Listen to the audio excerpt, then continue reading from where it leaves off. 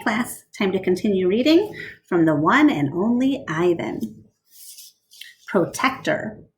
My family, which humans call a troop, was just like any other gorilla family. There were 10 of us. My father, the silverback, my mother, and 3 other adult females, a juvenile male called a blackhead, and 2 other young gorillas. Tag and I were the babies of the group. We squabbled now and then, as families will, but my father knew how to keep us in line with a simple scowl. Show me your best scowl. Nice job. And for the most part, we were happy to do what we were meant to feed and forage and nap and play. My father was a master at leading us to the ripest fruit for our morning feast and the finest branches for our night nests. He was everything a silverback is meant to be, a guide, a teacher, a protector. And nobody could beat chess like my father. A perfect life. Gorilla babies and elephant babies and human babies are not so different, except that a gorilla gets to spend the day riding around on his mother's back, like a cowboy on a horse. It's a pretty great system from the baby's point of view. Slowly, carefully, a young gorilla begins to venture farther and farther away from the safety of his mother's arms. He learns the skills he will need as an adult: how to make a nest of branches, weave them tightly or they'll fall apart in the middle of the night, how to beat your chest, cup your palms to amplify the sound, how to go vining from tree to tree, don't let go, how to be kind, be strong, be loyal. Growing up gorilla is just like any other kind of growing up. You make mistakes, you play, you learn, you do it all over again. It was, for a while, a perfect life.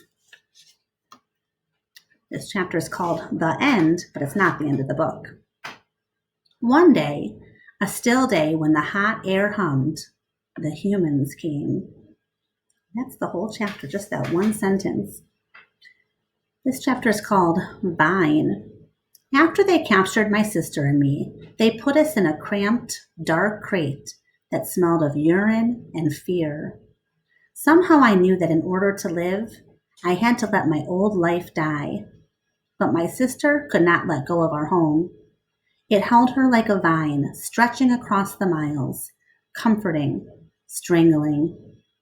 We were still in our crate when she looked at me without seeing, and I knew that the vine had finally snapped. The temporary human. It was Mac who pried open that crate. Mac, who bought me, and Mac, who raised me like a human baby. I wore diapers. I drank from a bottle. I slept in human beds, sat in human chairs, listened while human words swarmed around me like angry bees. Mac had a wife back then.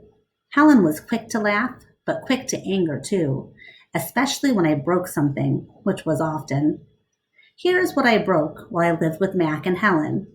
1 crib, 46 glasses, 7 lamps, 1 couch, 3 shower curtains, 3 shower curtain rods, 1 blender, 1 TV, 1 radio, 3 toes, my own. I broke the blender when I squeezed 2 tubes of toothpaste and a bottle of glue into it. I broke my toes attempting to swing from a lamp fixture on the ceiling.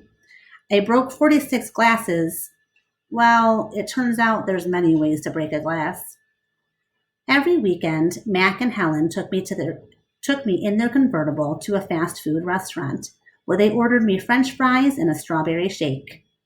Mac loved to see the expression on the cashier's face when he drove up and said, "Can I have some extra ketchup for my kid?" Imagine that reaction. I went to baseball games, to the grocery store, to a movie theater, even to the circus. They didn't have a gorilla. I rode a little motorbike and blew out candles on a birthday cake.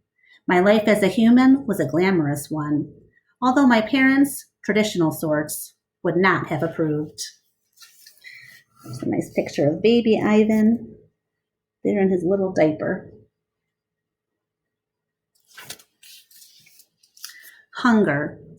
In my new life as a human, I was well tended. I ate lettuce leaves with Thousand Island dressing and caramel apples and popcorn with butter. My belly ballooned. Can you imagine what that means? Stick your belly out like a balloon. Get nice and full. But hunger, like food, comes in many shapes and colors. At night, lying alone in my poo pajamas, I felt hungry for the skilled touch of a grooming friend, for the cheerful grunts of a play fight, for the easy safety of my nearby troop, foraging through shadows. Remember what happened to Tag, I told myself. Don't think about the jungle. Still, sometimes I lay awake, wishing for the warmth of another just like me, asleep in a night nest of tender prayer plant leaves. I liked having sips of soda poured into my mouth, like a bubbling waterfall. But every now and then, I longed to search for a tender stalk of arrowroot to feel the tease of a mango just out of reach. Stop there for today and have a great rest of your day.